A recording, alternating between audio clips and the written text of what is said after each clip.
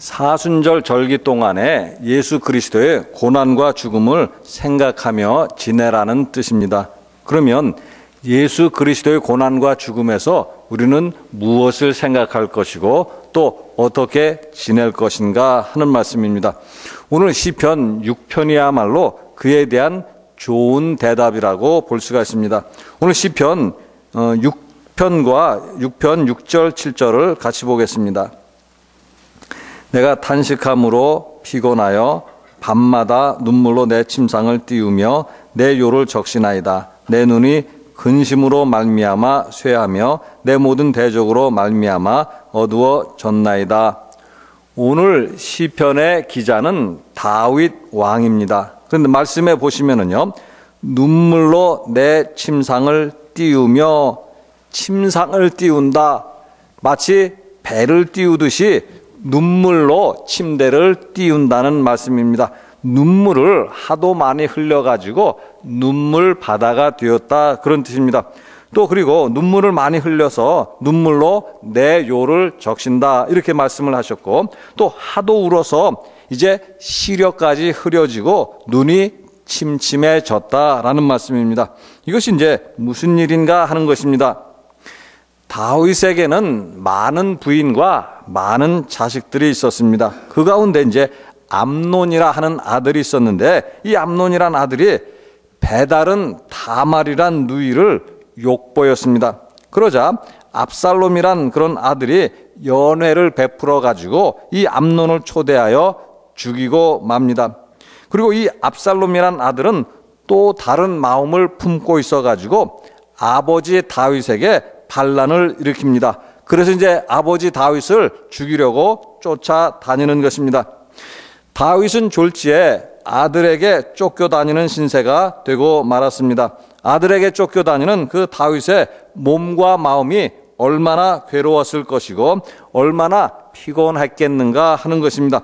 그때 아들에게 쫓겨다니면서 잠자리에서 지은 시가 바로 시편 6편인 것입니다. 그러나 그는 하나님을 원망하거나 하나님에게 불평하지 않았습니다. 그는 자식을 원망하거나 자식을 욕하지도 않았습니다. 도리어 그 자리에서 자신의 지은 죄를 생각하고 자신의 지은 죄에 대해서 하나님 앞에 회개하는 내용들입니다. 그러면 다윗이 지은 죄가 무엇인가 라는 것인데요, 아시는 분이 대부분이지만 모르는 분도 계시니까 잠깐 말씀드리겠습니다. 하루는 다윗이 한 여자가 목욕하는 것을 보고 정욕을 이기지 못해서 그 여자 욕을 보입니다. 그 여자는 누군가 하면 다윗의 가장 충성된 신하 우리아의 아내 밧세바라는 여자였습니다. 결국 밧세바라는 여자가 임신하게 되었고 다윗은 곤란한 입장에 처하게 됩니다. 그래서 이제 다윗이 음모를 꾸미는 것입니다. 전쟁에 나가서 싸우고 있는 우리아를 불러드립니다. 그리고 우리아에게 명령을 합니다. 수고했으니까 이제 집에 가서 좀 쉬어라, 그런 이야기입니다. 그런데 우리아는 그야말로 군인다운 군인, 충직한 군인이었습니다. 그래서 그가 어떻게 생각했는가 하면, 다른 사람들은 다 전쟁에 나가서 싸우고 있는데 어찌 나 혼자 집에 가서 편히 쉴 수 있겠는가, 그렇게 생각을 했습니다. 그래서 집에 들어가지 않았습니다. 집에 들어가지 않았다는 것은 결국 아내와 잠자리를 같이 하지 않았다라는 뜻이고, 결국 다윗의 음모가 실패로 돌아가고 말았다, 그런 이야기입니다. 그러자 다윗이 이제 편지를 써가지고 사령관 요압 장군에게 보냅니다. 그 내용은 뭔가 하면, 우리아를 가장 위험한 최전선에 보내어서 암몬 사람들과의 싸움에서 죽게 만들라, 그렇게 한 것입니다. 결국 우리아는 전사였고 그 소식을 들은 다윗은 밧세바를 자신의 아내로 취합니다. 우리는 여기서 다윗이 저지른 짓이 얼마나 악한 것인가 하는 것을 생각해 볼 수가 있습니다. 신하는 왕과 백성을 위해서 전방에서 목숨을 걸고 싸우고 있는데, 왕이라는 놈은 후방에서 신하의 아내와 놀고 있고, 그리고 자신의 부정을 감추려고 신하의 목숨마저도 죽이고 말았다라는 것입니다.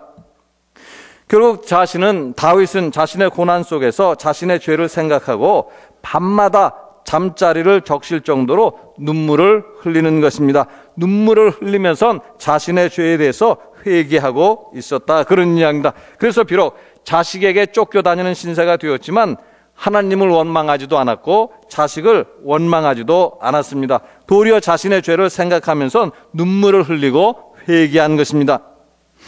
오늘 우리는 이 말씀을 들으면서 이렇게 생각할 수도 있습니다. 당연한 일이 아닌가? 그렇게 큰 죄를 지었으니까 고난을 당할 때 그야말로 회개하는 것이 마땅한 일이 아닌가? 이렇게 생각할 수도 있습니다. 그러나 회개한다는 것은 생각처럼 쉬운 일은 아닙니다. 보통의 경우 사람들은 어떻게 반응을 하는가 하면 고난을 당하면 회개하기보다는 원망하기가 쉽다, 그런 이야기입니다. 원망의 대상이 때로는 하나님일 수도 있고 사람일 수도 있지만 회개하기보다는 하나님 앞에서 또는 사람 앞에서 자신의 고난에 대해서 원망한다, 그런 이야기입니다. 그런데 이제 그 사실은 이스라엘 백성들이 우리에게 잘 보여주고 있습니다. 가나안 땅에 들어가기 전에 이스라엘 백성들이 광야에서 지내는데 그 광야에서 지내는 동안에 이스라엘 백성들의 모습을 보면 그 사실을 우리가 잘 알 수 있다, 그런 사실입니다. 광야에서 이스라엘 백성들의 생활의 특징은 뭔가 하면 원망인 것입니다. 하나님을 원망하고 모세를 원망했습니다. 민수기 21장 5절에 보시면은요, 백성이 하나님과 모세를 향하여 원망하되 어찌하여 우리를 애굽에서 인도해내어 이 광야에서 죽게 하는가? 이곳에는 먹을 것도 없고 물도 없도다. 우리 마음이 이 하찮은 음식을 싫어하노라 하매. 광야라는 것은 사람들이 살아가기가 힘든 장소입니다. 먹고 마실 것을 구하기 힘든 곳입니다. 그래서 광야에서 그들이 살아가는 동안 하나님이 만나와 메추라기를 주셨고 물이 부족하니까 바위를 내셔서 그곳에서 물도 주셨습니다. 그런데 그들이 하는 말이 무엇이냐, 그런 이야기입니다. 우리를 이집트에서 데리고 나와서 이 광야에서 죽이려고 한가 하는 것입니다. 하나님이 설마 그들을 죽이려고 이집트에서 데리고 나왔겠는가 하는 것입니다. 그런데 그들의 입에서는 우리를 죽이려고 이 광야로 데리고 나왔습니까? 이렇게 말을 하는 것입니다. 그리고 광야에서 먹고 마시고 구하는 것 힘들었는데 누가 주어서 그것을 먹고 마셨는가라는 이야기입니다. 자신들이 노력을 하고 자신들이 수고를 해서 먹고 마실 것 얻었는가 하는 것입니다. 오직 하나님이 주신 것을 가지고 먹고 마셨는데 지금 그들이 무엇을 말하는가 하는 이야기입니다. 도리어 하나님을 원망하고 모세를 원망하는 것이고, 그래서 그 결과가 무엇인가 하면 그들은 가나안 땅에 들어가지 못했다라는 것입니다. 사도 바울은 그 사건을 어떻게 해석했는가 하면 고린도전서 10장 10절에 보시면은요, 이렇게 해석을 했습니다. 그들 가운데 어떤 사람들이 원망하다가 멸망시키는 자에게 멸망하였나니 너희는 그들과 같이 원망하지 말라. 이스라엘 백성들은 원망하거나 불평하다가 결국 멸망했다. 너희들도 그들과 같이 원망하지 말라. 즉 너희들도 그들과 같이 원망하거나 불평하면 너희들도 그들과 같이 멸망할 수 있다, 그런 뜻입니다. 하나님은 원망하거나 불평하는 것을 우리에게 원하시는 것이 아니라 회개하기를 원하신다, 그런 말씀입니다. 회개해야만 비로소 우리는 하나님의 사랑도 경험할 수 있는 것이고 하나님의 사랑도 깨달을 수가 있는 것입니다. 오늘 우리가 십자가를 보면서 예수 그리스도의 고난과 죽음을 보면서 생각하는 것은 양면적이다, 그런 이야기입니다. 한 가지는 이미 앞에서 말씀드린 것처럼 십자가를 통해서 우리의 죄를 생각하지만 또 한편으로는 십자가 속에서 하나님의 사랑을 우리가 생각할 수 있다, 그런 이야기입니다. 로마서 5장 8절에 보시면은요, 우리가 아직 죄인 되었을 때 그리스도께서 우리를 위하여 죽으심으로 하나님께서 우리에 대한 자기의 사랑을 확증하셨느니라. 하나님이 우리를 사랑하신다는 것을 우리가 무엇으로 알 수 있겠는가? 하나님은 우리를 사랑하신다는 것을 무엇으로 우리에게 보여주셨는가? 예수님이 십자가에서 우리를 위하여 죽으심으로 그것을 잘 보여주셨다, 그런 말씀입니다. 그래서 십자가를 볼 때마다 우리는 한편으로는 자신의 죄를 생각하는 것이고 또 한편으로는 하나님의 사랑을 생각한다, 그런 말씀입니다. 그것은 개인의 고난을 생각할 때도 마찬가지입니다. 요한계시록 3장 19절에 보시면은요, 물은 내가 사랑하는 자를 책망하여 징계하노니 그러므로 내가 열심을 내라 회개하라. 하나님이 누구를 책망하고 누구를 징계하시는가? 하나님은 사랑하는 자를 책망하고 징계하는다, 그런 말씀입니다. 오늘 우리도 마찬가지입니다. 누구를 우리가 징계하는가? 남의 자식을 징계하는 것이 아니라 자신의 자식을 징계하는 것입니다. 남의 자식을 징계하는 것이 아니라 자신의 자식을 징계하는데, 그 징계하는 이유는 뭔가 하면 자기 자식을 사랑하기 때문이다, 그런 말씀입니다. 따라서 징계를 달게 받아들이고 회개한다고 하면 거기에서 우리는 부모의 사랑을 확인할 수 있는 것이고, 징계를 달게 받아들이고 회개한다고 한다면 거기에서 하나님의 사랑을 확신할 수 있다, 그런 말씀입니다. 그러므로 징계를 받는 일이 있다라고 한다면 원망하거나 불평할 일이 아니라 하나님 앞에서 회개해야 한다, 그런 말씀입니다. 오늘 특별히 요한계시록을 통해서 하나님이 하시는 말씀은 뭔가 하면 회개를 하되 열심을 내어서 회개할 것을 우리에게 말씀을 해주고 있습니다. 그런데 이제 오늘 시편을 보면 다윗은 단순하게 회개한 것이 아니라 9절 말씀 보시면은요, 여호와께서 내 간구를 들으셨으며 여호와께서 내 기도를 받으시리로다. 회개하면서 기도했다는 사실을 오늘 말씀이 우리에게 보여주고 있습니다. 자신의 기도를 받으시고 들어주셨다는 그 확신을 고백하고 있는 것인데요, 뭐라고 말씀하시는가 하면 하나님께서 내 기도를 받아주셨다.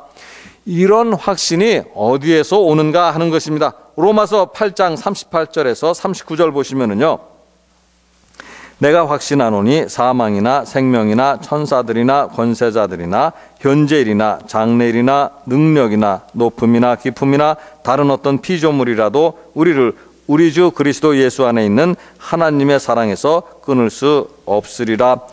우리와 하나님의 사랑 사이를 세상의 어느 것도 갈라놓을 수 없다, 그런 말씀입니다. 루터는 이것을 가리켜서 뭐라고 말씀하는가 하면요, 하나님의 실패 없는 사랑이다, 그렇게 말을 하고 있습니다. 영어 한번 쓰겠습니다. unfailing love라, 그렇게 말을 하고 있습니다. 하나님의 실패 없는 사랑에 대한 확신이 있었기 때문에 다윗은 고난 중에도 회개하면서 기도할 수 있었다, 그런 말씀입니다. 또 하나님의 실패 없는 사랑에 대한 확신이 있었기 때문에 사도 바울도 죄법과 싸워서 승리했던 것이고, 루터가 고난을 이기면서 승리할 수 있었던 것도 하나님의 실패 없는 사랑에 대한 확신이 있었기 때문이다, 그런 말씀입니다. 따라서 사순절 절기 동안에 우리는 회개하면서 기도해야만 합니다. 하나님께서 틀림없이 우리의 기도를 받아주실 것입니다. 때로는 마귀가 우리를 시험할 것이고 때로는 어떤 원수가 우리를 공격하더라도 하나님은 우리의 기도를 들어주실 것입니다. 우리가 응답을 확신하면서 기도해야만 하는데 그 근거는 다름 아니라 십자가를 통해서 보여주신 하나님이 우리를 사랑하신다라는 사실에 있습니다. 하나님이 우리를 사랑하시기 때문에 예수님이 우리를 위해서 십자가에서 죽으신 것이고 우리는 그 사랑을 확신하기 때문에 기도하는 것이라, 그런 말씀입니다. 사순절 동안에 하나님의 사랑을 확신하면서 특별히 회개하며 기도하면서 지내는 교우 여러분 되시기를 바라겠습니다. 같이 기도하시겠습니다. 사랑의 하나님, 하나님 은혜를 감사를 드립니다. 죄인임에도 저희들을 사랑하여 주셨고 죄인임에도 여전히 자비와 긍휼 가운데 인도해 주심을 감사를 드립니다. 오늘도 하나님 예배를 통해서 하나님의 은혜를 깊이 깨닫게 하여 주시고 항상 하나님의 사랑을 확신하면서 믿음 생활하는 저희가 다 되게 하여 주시옵소서. 감사드리며 우리 주 예수 그리스도 이름으로 기도드리옵나이다. 아멘.